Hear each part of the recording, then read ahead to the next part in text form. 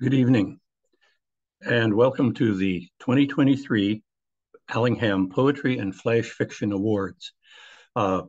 Before we get to the business at hand tonight, I want to share with everyone one of my favorite quotes from the literary world.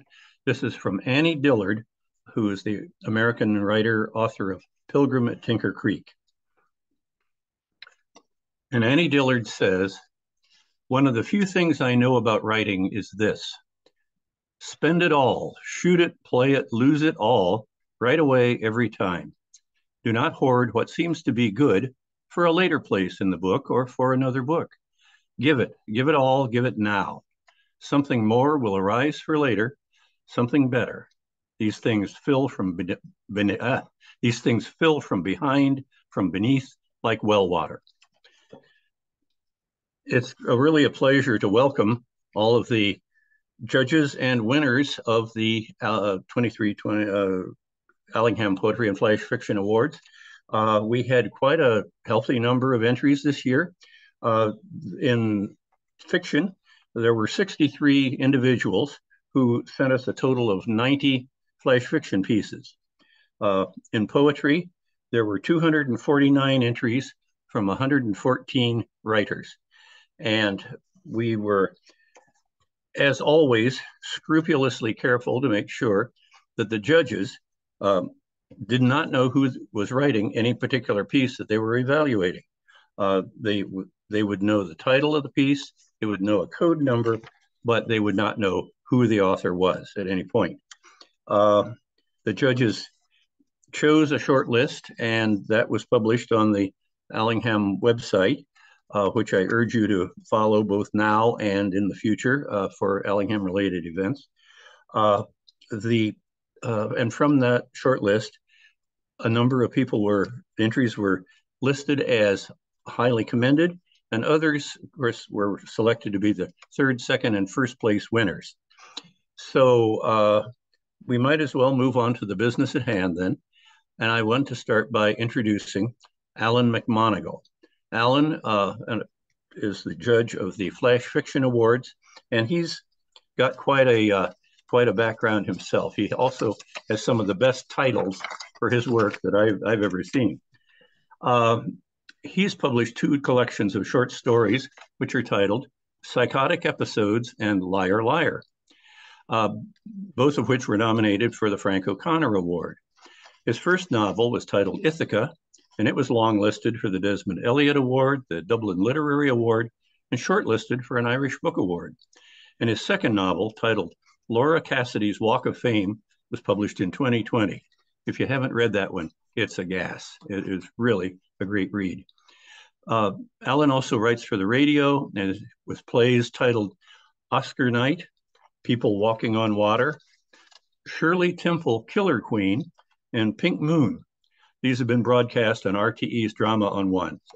Alan, welcome, and please let us know what's been your experience judging the flash fiction this year.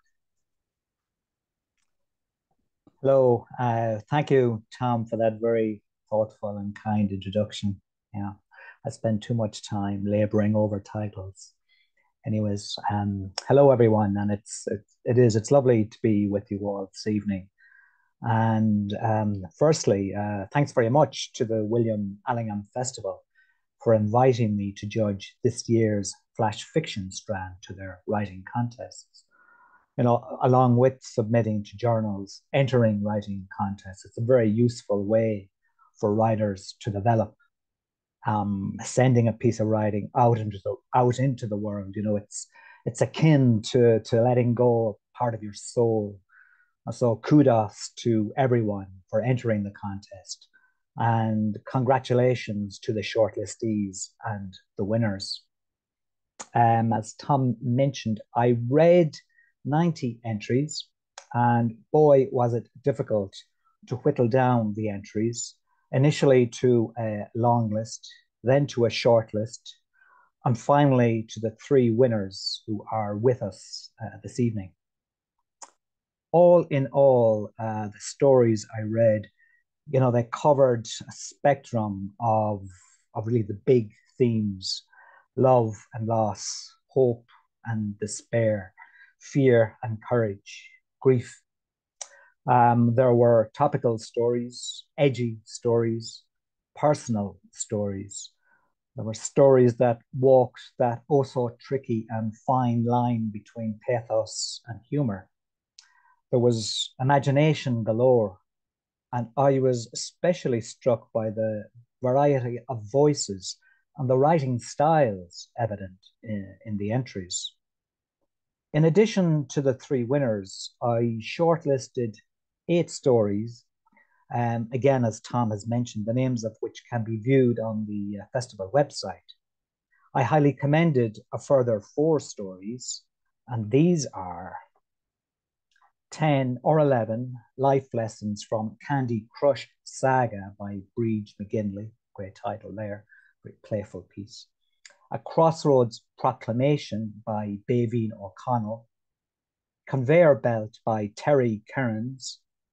And Planning Permission by Shane Levy. Well done to everyone there. And so on to the 3 winners. I will take each story in turn and comment on what struck me about them. I will introduce each of them by turn, and then by turn invite said prize winner to read their fantastic story. The third prize winner, Gary Finnegan. This piece was titled Every Second Sunday. Gary Finnegan is a writer living in County Kildare. His fiction has appeared in the Honest Ulsterman and the Galway Review, and his non-fiction book, Beijing for Beginners, An Irishman in the People's Republic, is published by the Liffey Press. Gary has won 2 Irish Medical Media Awards and was a finalist in the EU Health Prize for Journalists on 3 occasions.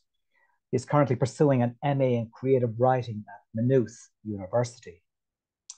So Gary's piece, Every Second Sunday, the title. And really, I just love the chutzpah of this piece. I love the couple at the center of the story and how they interact with each other. Where it is in life they find themselves vis-a-vis what they are ready to settle for, or perhaps more accurately, not settle for. You know, this piece, it's replete with yearning and pathos, humor too, and the tone. It put me in mind of something Kevin Barry once said. He says, every useful piece of writing it has its own unique melody, its own music. And there's a lovely tone to Gary's story. I mean, all in all, I found this to be, you know, a vital human story. And by the end, I was so rooting for the couple that provides the story with its beating heart. And so, yeah, well done, Gary. And I would now like to invite you to share your piece. Thanks so much, Alan. Thanks a million for that intro. It was worth entering just to hear you review it in that way. Is very kind of you. Okay, here goes. Every second Sunday, Maria approaches Pat from behind as he studies the mouths of television newsreaders, his bony elbows propped up by the hardwood of his favourite armchair. He is flanked by men who no longer speak. Pat, the roster's in. I'm working Sunday night. Her twin taps on his shoulders spark life into heavy limbs. Maria, thanks very much. You're very good for thinking of us. I'll check with Ginny. A handbell summons slow rushing crowds to the dining room. Spoke to her already, and I was on to pharmacy, Maria shouts, moving away. Little bonus bluefy on Sunday afternoon. And on she motions to check how many will take tea in their rooms. Only Maria. The others, with their kind faces and hushed-toned voices, cook and clean and feed and care. Only Maria understands every second Sunday. 22,000 days, Ginny says, as loaded white plates come to rest on their smooth-edged table for 2, their private corner of a busy room. What is, Pat says, pushing marrowfat peas with fading intent to bring fork to mouth. What's 22,000 days? We're together 22,000 days. I asked Maria to calculate it on her phone. Their 60th anniversary having come and gone with much summer fanfare, Ginny sought out new milestones in case heart failure or dementia stole their 70th. You're always great for excuses to celebrate, says Pat, leaning in to whisper shout over the din, squeezing her knuckles. The smells, woven wafts of roast potatoes, complan and cleaning fluids undermine the best of appetites. The medication floods Pat's body, the body having its way with his thoughts. I'm not bothered by dessert, rhubarb and custard again. Shall we retire? Maria arrives, a thin tower of practicality to steady Pat as he leverages Ginny to her feet. Room 12 is the double at the end of a dark carpeted corridor fluorescently lit. A wall of nuns with roving eyes traces their path to the door, keycard in outstretched hand. It was their room, shared, when Ginny first joined Pat in Silvercrest. Within weeks, Pat had returned to his single after a run of humiliations that the urologist shrugged off as the price of gracing the 9th decade. Tonight, the double is theirs again. Maria lights 2 candles against health and safety protocol and puts fresh flowers on the nightstand next to lubricant and 2 satin bathrobes she brings from home every second Sunday. She rubs their arms, winks, and leaves. I know you like to wear the tie, but I wish you wouldn't, Ginny says, her arthritic fingers working loose a knot. Pat's belt buckle echoes against the floor. Ginny slips out of the dress that Maria had delicately unzipped. Their bodies warm, fingers cold. Pat and Ginny stand and kiss, revisit earlier selves before gravity takes them to the mattress. Ginny reaches for the dresser as a vacant look falls through Pat. Ginny reaches for the dresser as a vacant look falls through Pat. She smiles at him, nervously, hoping this is not one of his turns. What's this, Gin? He says. Where's this now? Silvercrest, love. Date night, remember? The present floods back in, an overdue grin filling out his face, a man in receipt of good news. Muscle memory retrieves a motor program. He puts an unsteady hand to her breast, and she reaches for his leg. And there they freeze. I don't know, Pat. God, I'm sorry. I just don't know. Everything's been done for us, Gin. We missed out on it last time on account of the vomiting bug. We both agreed we'd try tonight. Can't I change my mind? I'm sorry, love. Yes, I'm sorry. To be honest, I'm not 100% myself. Sunday fortnight? They kiss and hug and hold on tight. We'll lie to Maria. Lovely. Lovely. I love that last line. Such a visual piece as well. Great to hear it read. Thanks for sharing that, Gary. I will go on to the second prize winner, Kathleen McAdam, and her story titled Kilgrey Open Forum. Kathleen is a writer from County Wicklow. She recently completed an MA in creative writing from DCU. Her work has been shortlisted and longlisted in several competitions, including the Allingham Flash Fiction Competition 2021, and most recently the Brian McMahon Short Story Award. She is writing a novel set in New Zealand, which was longlisted in the Plaza Prizes Crime First Chapters competition this year. She works in Halfway Up the Stairs, a children's bookshop in Greystones.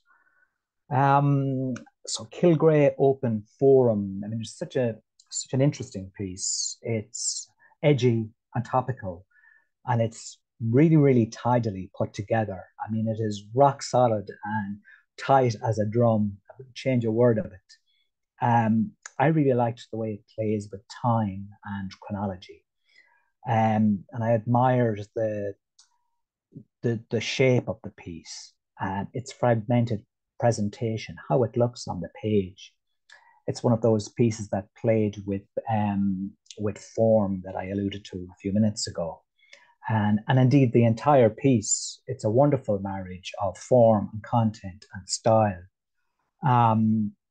Something that I really admired as a short story writer is the way the piece invites the reader to fill in the left out happenings throughout the story. And I love the way the narrative escalates, the way it spins towards its not so happy ever after finale. There's wonderful tension in the piece, and it's gathering all the time. I thought, all in all, it was a very, very fine achievement. So kudos to you, Kathleen. And I will now invite you to share, please. Thank you so much for those wonderful words, Alan. I really appreciate it. I am absolutely delighted to be part of this festival, and I'm really looking forward to hearing the wonderful work and poetry this evening. Just to explain before I start, it's set out as a series of Facebook posts. So it starts with a timestamp on them. So just to let you know that. So Kilgrey Open Forum. Laura Roach, 51 weeks ago. Hi everyone, we've just moved to the area and looking for recommendations for a nice evening meal for my husband's birthday that won't break the bank. Thanks in advance. Laura Roach, 45 weeks ago. Please delete if not allowed. I'm the owner of the new salon, The Beauty Lounge by Laura. We are donating all proceeds next Saturday for the homeless fundraiser. If people are donating clothes and toiletries, you can drop them into us and we will deliver them. Spread the word. Laura Roach, 36 weeks ago. Hope it's okay to post. Just wondering, does anyone know of a nice Santa experience that's local? It's my little one's first Christmas and I'd love to go somewhere that does good photos. Thanks. Laura Roach, 32 weeks ago. Anyone on here need baby clothes? I've a bundle of gorgeous baby girl clothes, newborn to 1 year, that I'd love to give to a good home. Excellent quality and freshly washed. Laura Roach, 28 weeks ago. Not sure if there is a zero waste page for Kilgrey. I have a Moses basket, baby bath and newborn sling in great condition. Also, 2 unopened boxes of new baby size 1 nappies. Would love them to go to someone who needs them. I know how hard it is to leave the house with the newborn, so I can drop them off. PM me. Laura Roach, 24 weeks ago. Help! Is the phone shop open today? My little one dropped my iPhone and I need to get the screen repaired. Ideally before the husband gets home and finds out another phone is ruined. Last one went through the wash. Lol. Laura Roach, 21 weeks ago. Hi all, does anyone know if McGann's stock arnica cream or anywhere else I can find it? I can't get through on the phone and need some for a bump. For my toddler. Laura Roach, 12 weeks ago. Would anyone like to buy a voucher for Springs Hotel? It includes an overnight stay, couple's day spa package, dinner and breakfast. Bought it for €350, but any decent offers accepted. Laura Roach, 10 weeks ago. Sorry if it's been asked before, but anyone know a good family solicitor that's reasonable price-wise? PM me, please. Laura Roach, 8 weeks ago. I'm looking for a handyman to do some jobs this weekend, put together a child's IKEA wardrobe and install lock on side gate. If anyone is available, please. Laura Roach, 7 weeks ago. Looking for recommendations for an electrician that can install those outdoor security lights that come on automatically. Need it done ASAP, please. Laura Roach, 3 weeks ago. Pink and purple kids Wendy house, €50 or nearest offer. Bought new for €99 at Christmas, but I'm moving house and will have no garden. Collection Kilgrey, please. Laura Roach, 2 weeks ago. Any locksmiths on here? Need locks changed ASAP. Anonymous participant, 1 week ago. Does anyone have any experience of the Kilgrey Women's Refuge and what it's like if you have a young child with you? PM me, please. Thank you so much. X. Admin, 2 hours ago. I can't believe I'm writing this post. The community of Kilgrey is devastated at the shocking and tragic news about Laura Roach. Thinking of her family, especially her gorgeous daughter Ruby, my heart is broken for them. Details to follow of a GoFundMe page.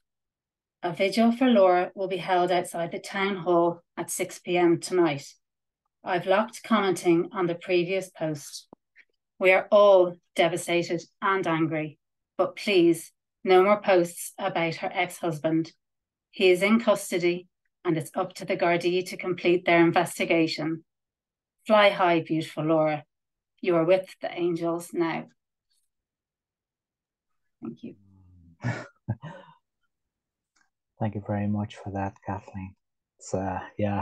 It's it comes out. It looks great on the page, and it comes off the page so well as well. Very well read.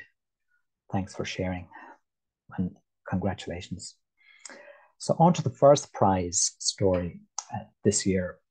So the William Allingham Flash Fiction first prize goes to Chris Cottam for his story, The Baby Grand. I liked Chris's bio. I'll read it first. Chris Cottam lives near Macclesfield, England, and once wrote insurance words for a living. This year, his stories have won the National Flash Fiction Day, New Zealand's Micro Madness competition, the South Warwickshire Literary Festival writing competition, the Fair's Flash Dash competition, and the Off the Rails 3-minute story competition for stories to be read to passengers on the Esk Valley Railway between Middlesbrough and Whitby. That's a rail journey I would like to take myself. And perhaps most importantly of all, in the early 1970s, he lived next door to J.R.R. Tolkien, no less. Stellar credentials, Chris. And a couple of words about his story, The Baby Grand. In a way, I'll start with it. Ultimately, I love the way this piece upends reader expectations. Essentially, it's a story of class and circumstance, what we take for granted, judgments we make about those from different backgrounds, different upbringings, and circumstances we may never know. All of which in this piece is cleverly filtered through the voice of a young boy, himself possibly on the cusp of being unduly influenced by his forebears, by those who ought to know better. And so what we get is a cautionary tale, a note of hope too, perhaps, in that possibly it is not too late for the boy, the narrator, to return to an early life discovery. I mean, short pieces, they thrive on implication, suggestion, inference, intimation. And this story has so much going on beneath the surface, so much going on before the writing begins and indeed after the writing stops. And for me, these are hallmarks of a writer very much in control of his craft. And congratulations to Chris, a worthy winner of this year's William Allingham Flash Fiction Contest, in my humble opinion. And I would now like to invite Chris to read his winning entry. Thank you very much, Alan. What a lovely introduction, and I'm thrilled to be here and delighted to be placed in this competition. So this is The Baby Grand. In his green school blazer and cap, Colin walks home early, troubled by images of the Ice Maiden upstairs. Lena lives with her husband at the top of his parents' large Edwardian house, and under the direction of Colin's mother, scours bathtubs, dusts dado rails, and buffs acres of parquet floors with a maroon and grey Electrolux polisher. Lena is Austrian, speaks limited English, and is as lithe and petite as her predecessor Doreen had been big-boned and countryside hearty. With her translucent skin and flaxen plaits, she's as mysterious to the 13-year-old Colin as a Martian. Sometimes, lying in his bed, a floor below their sitting room, he hears Lena and Jens bashing around or arguing in a muffled jabber, disagreements which often jerk into silence. On one unforgettable occasion, the quiet was pierced by a cry of such startling intensity that Colin sat bolt upright in his bed, confused and sweating. It's Lena's job to prise open the tin of beeswax and polish the Brazilian rosewood of the baby grand piano in the bay window of the hall. Colin's father had purchased this from the house's previous owner, notwithstanding that both he and Colin's mother were strangers to the keyboard and fully intended to remain so. The family's musical activities are limited to a Decca radiogram, a piece of furniture of impressive proportions, which also features on Lena's polishing rotor, and whose rarely opened record compartment contains 6 scratchy 78s and an LP of carols from Kings. Colin's musical education had stalled at age 8, when he'd missed out on a prize in an inter-school recorder competition. Nobody plays the Baby Grand from one Christmas to the next. Then, after lunch, Auntie Eileen will bang out Jingle Bells like some pub pianist, prompting Colin's father to remark how insufferably lower middle class she is and how disastrous it has been for the family since she married into it. Today, after a sick maths teacher has meant Colin could abandon impossible equations and leave early, he scrunches across his parents' wide gravel drive to the sound of muffled music behind the closed curtains of the hall. He steps over the low box hedge into the flower bed, dispensing death to several perennials, and finds a chink in the heavy drapes. The room is nearly in darkness, with just the dim yellow light of a standard lamp. At the piano, facing away from him, is a slim woman in a backless black evening dress, with her fair hair piled high.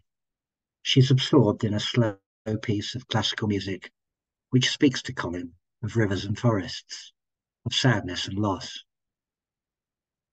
Colin retreats to the spinney behind the new houses, where he wanders amongst the bracken and silver birches for an hour, before returning home at his normal time.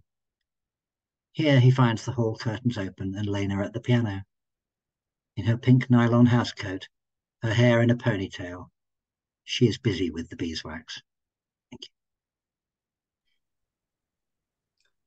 That's wonderful, Colin. Piece is also a linguistic treat. And that completes the adjudication from this Galway-based juror. I'll hand you back to Tom. Thank you very much, to everyone. Alan. Thank you. Thank you for your good words and your generous comments about the pieces. It is custom at the Allingham Festival for the winner of the flash fiction competition to also be awarded the Keane Family Trophy. This is a glass trophy that has been awarded to succeeding winners of the competition for 15 or so years now. And we usually have a member of the Keane family here to make the presentation, but as they are all busy making documentary films and doing other active things like that, it falls to me to read the description of the award and its background as they wrote it. This handcrafted perpetual James B. Keane Award for Flash Fiction was donated to the Allingham Society by the Keane family in memory of James, whose association with the festival goes back to its original inception in the 1980s. In an Irish Times article in the year 2000, James spoke fondly of the festival, quote, "The written word has always held deep fascination for me. My urge to write was enhanced when I came to live in Ballyshannon and joined the Allingham Society. He was the festival's chairman for 12 years. Each year, the Society runs a literary competition, and it was through those competitions that I had the opportunity to meet a number of adjudicators who were also established writers. In my mind," he wrote, "great writing schools, workshops, and festivals such as the Allingham are a great value to any aspiring writer. They motivate, broaden perspectives, and improve overall writing and communication skills." These are fitting words indeed, and the Keane family are extremely proud to have this award named for their dear father, James. The 2023 James B. Keane Award for Flash Fiction goes to Chris Cottam. Congratulations, Chris. Now, we will turn to the poetry competition and to the adjudicator, the judge for that competition, Kate Newman. Kate is the co-director of Summer Palace Press, a poetry press which has published 56 titles and is about to launch 2 more books. She's also a poet in her own right, having published 5 collections. She was director of the Belmullet Writers Festival, and she has judged many poetry competitions, including Northwest Words and Concern Worldwide. She read English at King's College, Cambridge, has an MA from Ulster University, and most recently, she has been writing poetry about the lives of her antecedents. So Kate, welcome, and thank you for serving as our judge this year for the poetry competition. Do you have any overall observations about the entries? I do. They were most impressive. I was very glad to be asked to be a judge of the Allingham, which at one time I won some years ago. And it was a poetry competition of a very high standard, extremely difficult to choose the highly commended from the shortlist and the winners from that. And I'd like to thank, as Alan did, everyone who sent in a poem. And I was thinking it would be a great thing if the Allingham could publish, even online, the long list, the short list, so that people could see the standard for themselves and read the poems. They are all very fine. They covered a mass of different styles, of different topics. I scribbled down as I was some quotations taken completely out of context, some that just amused me, like, I'm not waiting to get a primary degree. I'm not waiting for a PhD.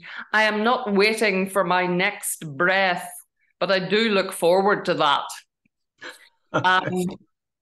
When the damp knuckle of night refuses to let you rest. Sure, your skirt it was short and your drink unattended, so it's clearly your fault as to how your night ended. So flee, let night's crescent, oh tiding lull, pull you incandescently to me. And I could go on, I could fill our time reading phrases from almost all of the poems. They covered topics from Ukraine, the dilemma of being a tourist on a Mediterranean island, in the knowledge that there are adults and children washing up on beaches not far from you. There were many poems about trauma, art, cars, Father James McDyer from Glencolmkill, a lot of animals, observations on the disintegration of parents, a horse called Charlie, Killeens, Ireland and all that we are, mammograms, slavery, courage, the nature and fragility of existence, archaeology, punctuation, grammar, swimming, a lot of whimsical landscape poems. There were poems about Silver Strand, which is dear to my heart. A lot of very poignant poems about relatives who had died, a mother's hair, father's watch. The story told, whether you believe it or not, the conversation overheard, the kiss that will betray us, this time by giving us COVID. Poems about rainbows, spiders, rape drugs, poverty, growing old, and the Magdalen laundries. And again, I could go on, but it's not just a platitude to say that they were an extraordinary. I thought, Tom, you'd said that there were 337 entries, but however many they were very, very rich. I'd like to just announce those that I, with difficulty, highly commended. There was Dasha 2 by Richard Halperin. Evening Tea Time by Fiachra Ryan. Great Uncle Pa by Ger Duffy. My Grandfather's Alibi by Paul McMahon, Unmarked Grave by Seamus McDermott, and English 262 Seminar in Writing Poetry, Wednesdays 6 to 9:50 p.m. by Bradley Seymour.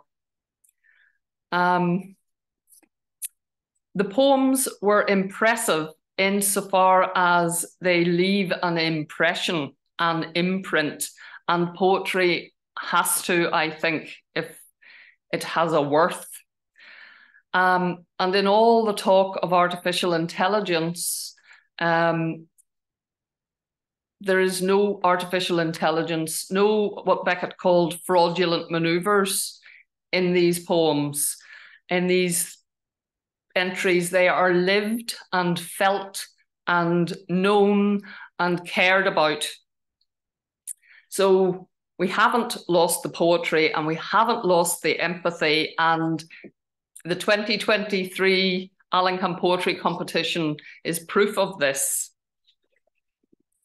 So I selected 2 third winners, and the first of those is Gráinne Tobin.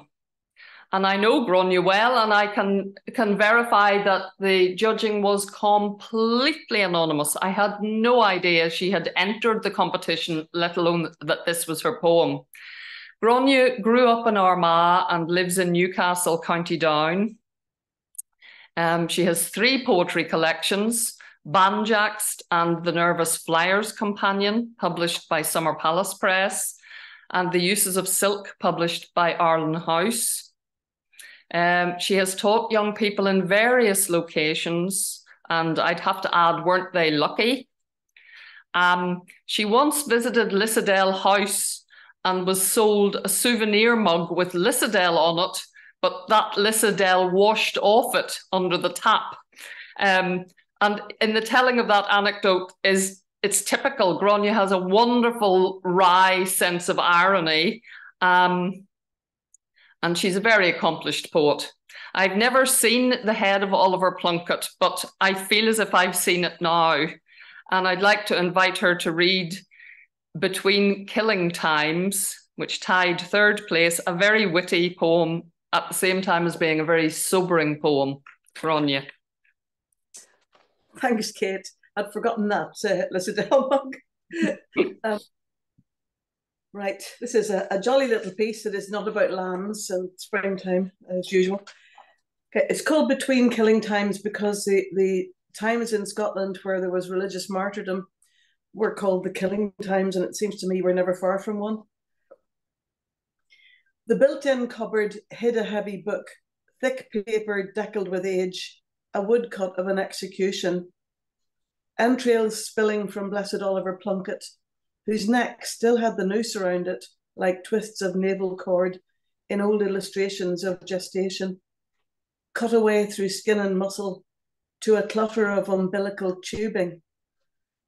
The true life horrors of our dead taught us in school before the facts of babies, before Joan Baez sang of imperial cruelties.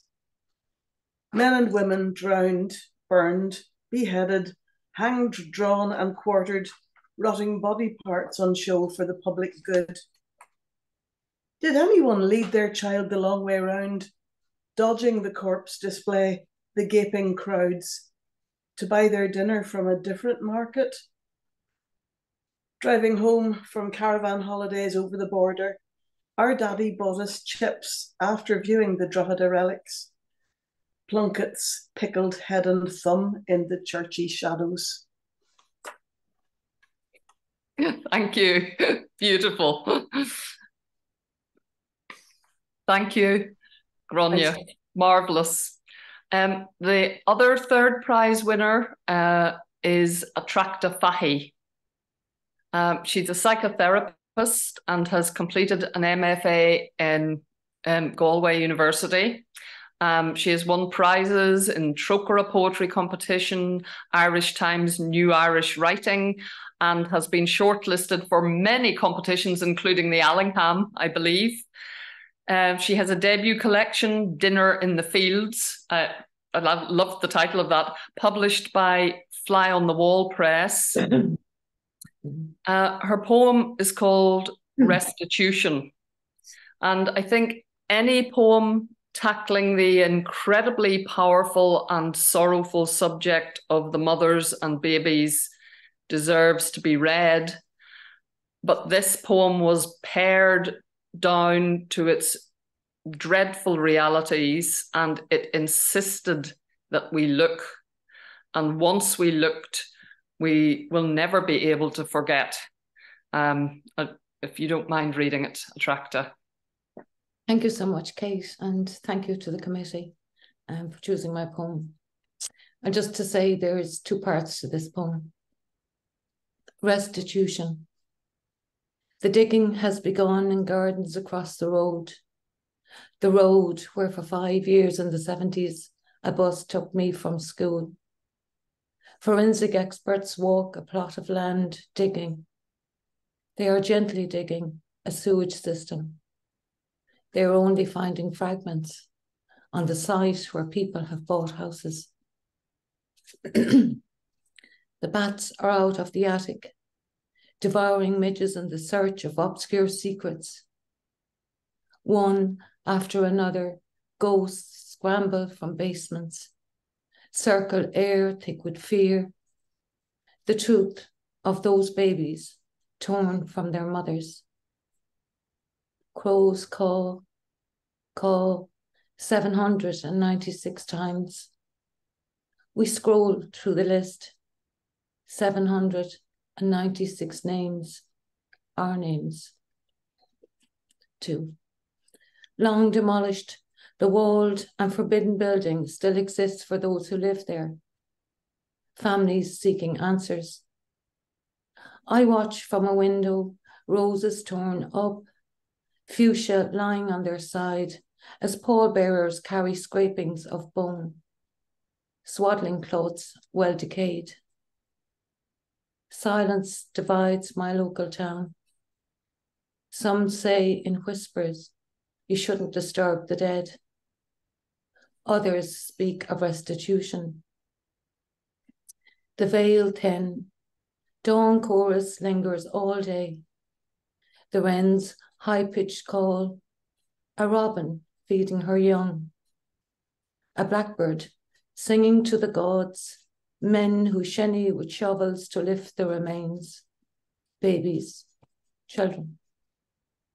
Blessed with a bright spell to lighten the work, we know rain will come.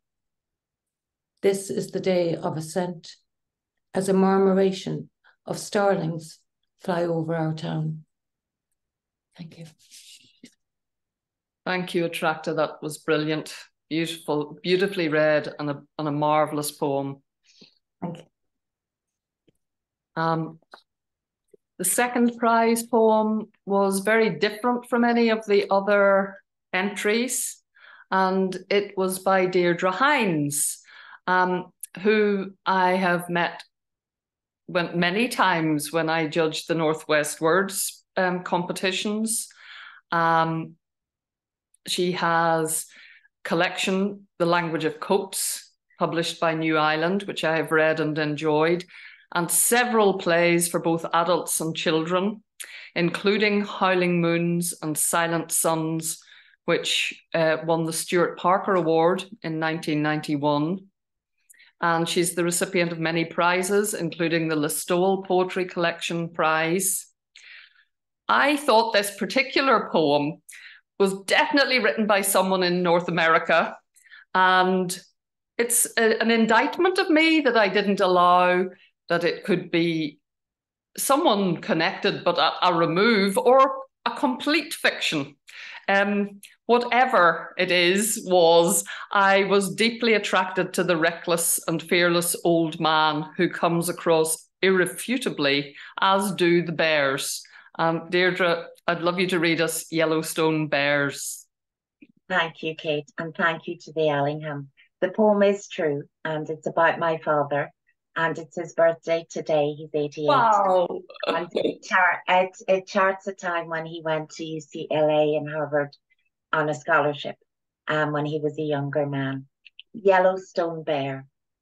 In my father's chest of drawers, there's a faded yellow box of slides. The old grey projector unveils on the peeling kitchen wall every summer in the middle of July. I wore that t-shirt for months. How many times had I heard the tales of that old t-shirt from its arrival in Harvard to its final burial in a bin in Yellowstone National Park. The bears avoided the smell.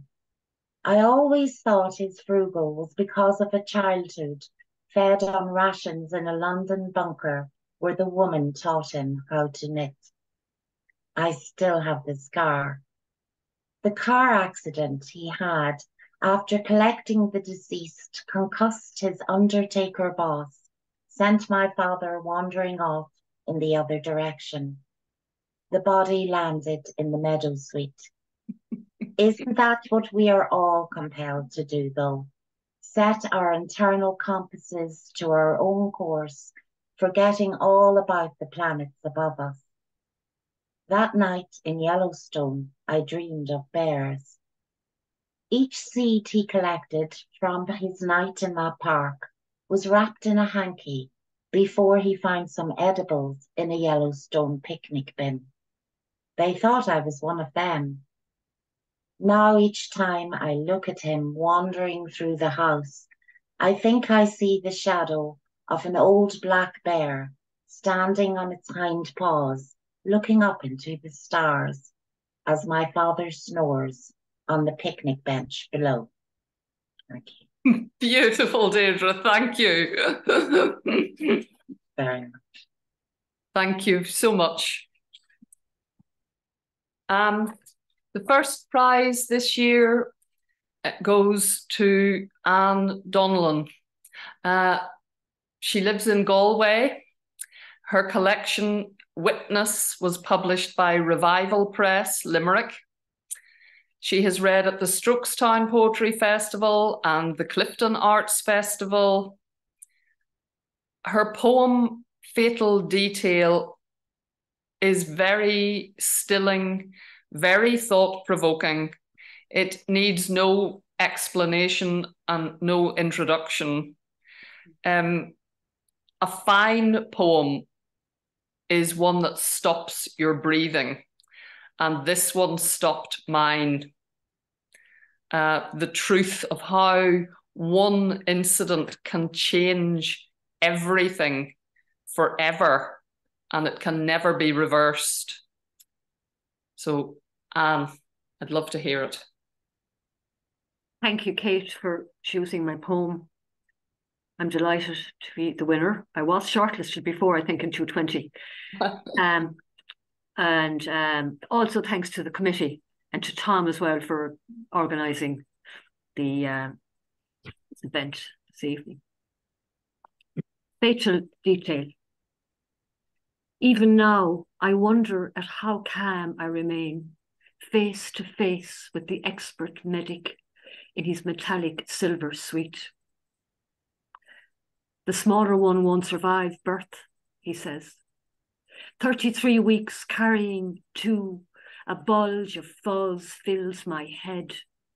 The noon October light is navy blue. I waddle my way to the town cafe, haul Fatal Detail, heavy as a sack of spuds, to the father's earnest ears. One will be born dead, I say. A blackout blind drops on his core, taut as leaded glass, his chilled veins buffer the jolt of the jumbled chromosome. He leaves, returns to work. I drive home, screeches shoot from my throat, cutting as a swift's departing tune. Even then, I know, whatever living happens, I hold my loss alone. Thank you. Wonderful. Thank you. That was wonderful. It's a marvellous poem and you read it superbly. And thank you. Thank you, Kate. Yes. And Kate, thanks to Kate and to all of the winners. Poetry is very moving, and tonight was no exception. We have a very special announcement tonight to make, and that is that in addition to the Keene Family Award that we awarded earlier for flash fiction, there is now a Frances Harvey Poetry Award to be awarded to the winner of the poetry competition. And here to tell us a little, I will start by saying this much, that from 1925 to 2014, Northwest Ireland was graced by the presence of poet and playwright Frances Harvey. And in 2018, the Allingham Festival included a program, a tribute program to Frank Harvey, which included the participation of poets Moya Cannon and Theo Dorgan, and Frank's longtime friend, the journalist Jerry Moriarty. This year, the festival committee chose to establish an award, the Frances Harvey Award for Poetry, to be inscribed with the name of the first place winner in the Allingham Poetry Competition. And here to tell us more about Frances Harvey is his daughter, one of 5 daughters in the Harvey family, Attracta Harvey Kinsella. Attracta? Thank you, Tom, and thank you all for your readings. Firstly, I wish to thank the Allingham Festival Committee for creating this annual award for poetry in honour of the Donegal poet Frances Harvey, my father, who lived in Ballyshannon as a young man. Frank often worried that poetry was a dying art form, so he would be greatly reassured by the interest in writing as shown by the number of entrants in this competition. In addition to the Allingham Committee, I would like to thank Anna Gahoon, writer and teacher, who has always voiced the opinion that there should be a local acknowledgement of a permanent nature for Frances Harvey's work. Frank's abiding interest in nature and his love of the Donegal landscape influenced much of his work, but it didn't preclude him from writing on many other subjects. For the majority of poets, writing is a labour of love. Dad often remarked that it is not for those who yearn for financial security. He was a testament to never allowing age to be a hindrance, and his collection, Donegal Haiku, was published by Daedalus Press when he was 88. As a shy person, Frank never enjoyed reading in public. He preferred to write, not recite. There are recordings of him reading his own poetry in Eamon Little's excellent radio documentary, All Those Names for the Mysteries of Love, and in Eamon O'Shea's evocative film, A Celebration of Poet Frances Harvey, which also features the voice of Dr. Tony Bates. I want to keep this short because I know everybody has things to do, so I'm going to get to the part where I'm going to congratulate Anne Donnellan, the first recipient of the Frances Harvey Award, for her superb poem, Fatal Detail, and I wish her continued success. I would also encourage Anne and fellow entrants to keep writing. Thank you all very much. Thank you so much, Attracta. The Frances Harvey Award is going to include this glass sculpture of a heron. And those of you who know Frank's work will know that his poem titled Heron, was a finalist in the competition sponsored by the World Wildlife Fund. This glass piece will be appended to a hardwood plaque and with a brass area on it to have the names of the winners engraved. And we hope very much to have to locate a place to keep these awards, the Harvey Award and the Keene Family Award, so that they can be enjoyed by the public through the year. We'd like to conclude this program, like to invite our judges to read some of their own work. Some short excerpt from each of you would be most welcome. And again, I thank you both for your time and effort. It is no easy task to judge a literary competition. Alan McMonigal, can you give us an insight, a short piece of your writing, please? I can, and thanks again, Tom.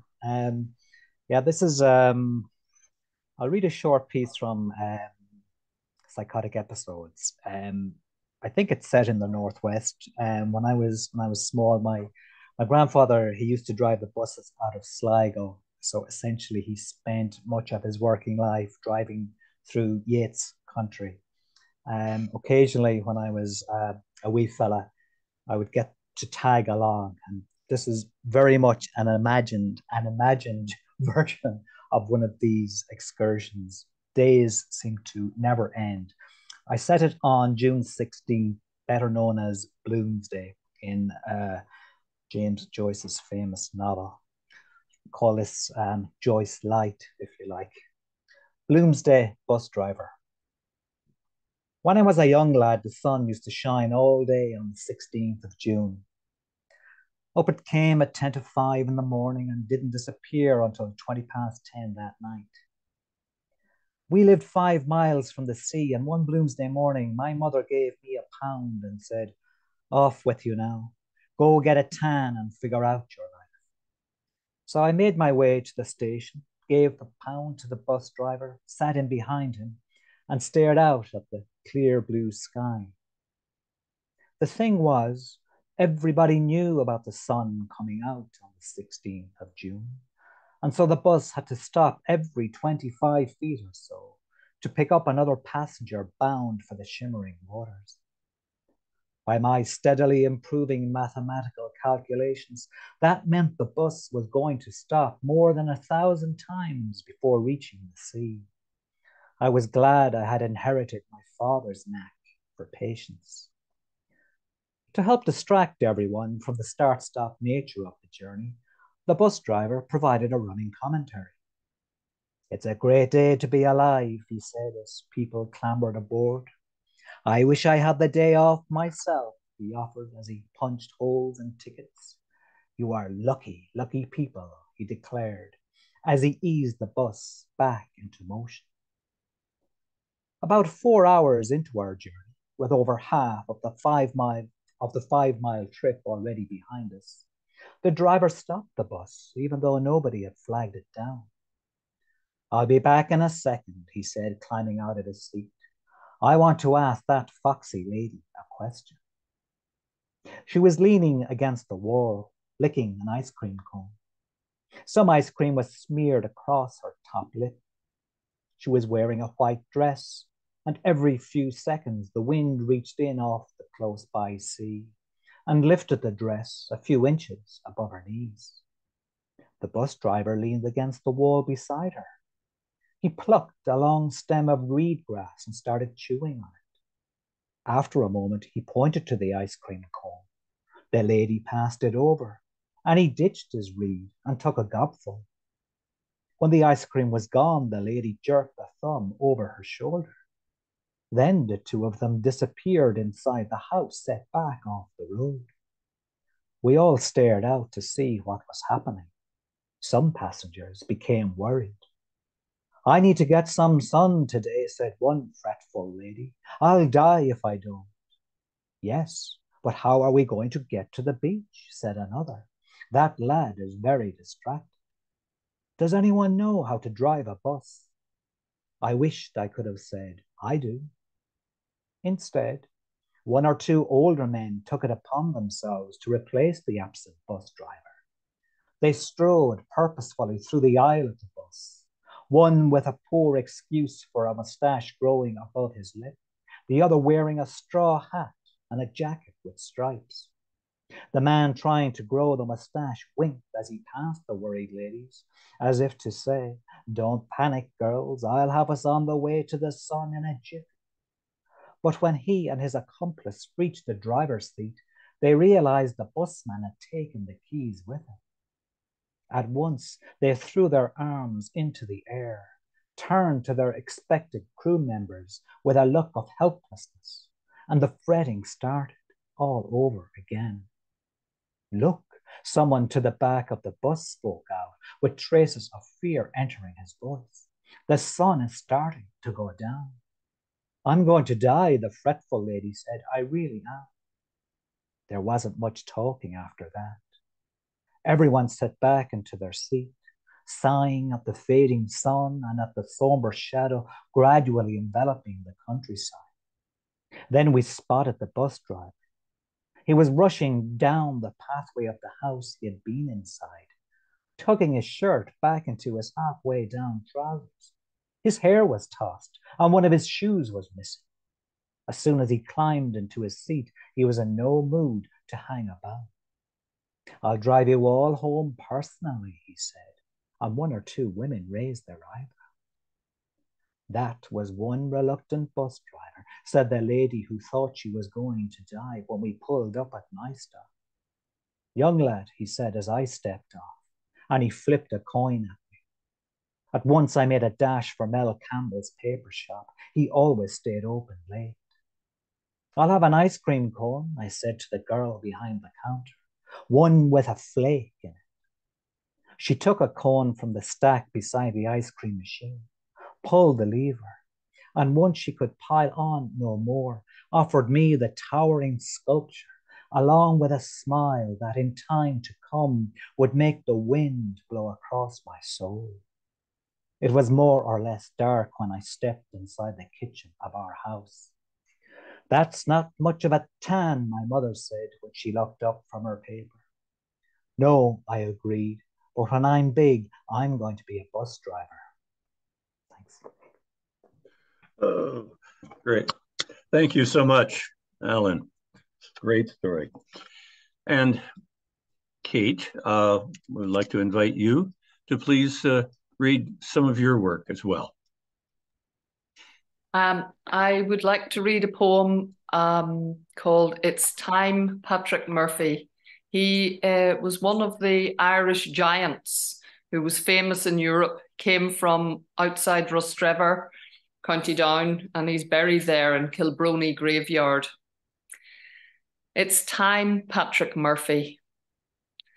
Take the chills, the high fever, take the headache, the backache, the bellyache and boking, and multiply it to the size of that enormous man, that Irish giant adrift in Marseille. Bad enough for anyone, the rash on the forearms, on the face, on the torso, the blisters that break and scab over, but unthinkable, his reach, his vast hands trying not to rip at his skin, his limbs thrashing about in an ordinary bed, a terror to himself in that foreign port, in and out of delirium as ships hoved to and the fog was all Carlingford Loch and him back in Rostrevor, Kilfeachin, sleeping between his parents, James and Peggy. A tall young man when he left for Liverpool to work on the docks, but it was his return too late for his father's funeral. He couldn't have taken a lift of the coffin anyway. He was like a lumbering gantry, a prodigal parody of himself, a good foot taller than when he'd left, and still growing like forced rhubarb, all pale and lank. Not the first man to get too big for his boots, lose a farm in Tamnavay, say he'd outgrown the place. He couldn't shake off that down from the mountains awkwardness. They stared, the people of Kilbrony, halted mid-sentence, while he gabbled on about nothing, unstoppable as the Cassie water. His reticence hardly mattered in the travelling circus. They spoke for him, pointing out his long arms and long feet, him all vertical and bizarrely shy, repeating that all his body parts were just as impressive, all in proportion. He saw more than he ever wanted over the hedges and ditches into people's stunted desires. Lonely in Kilbrony, lonely in Marseille, and all the shrinking places in between. It took the smallpox to bring down that huge humanness, the big death of his bewildered body, aged 28, the only way he could come home to stay.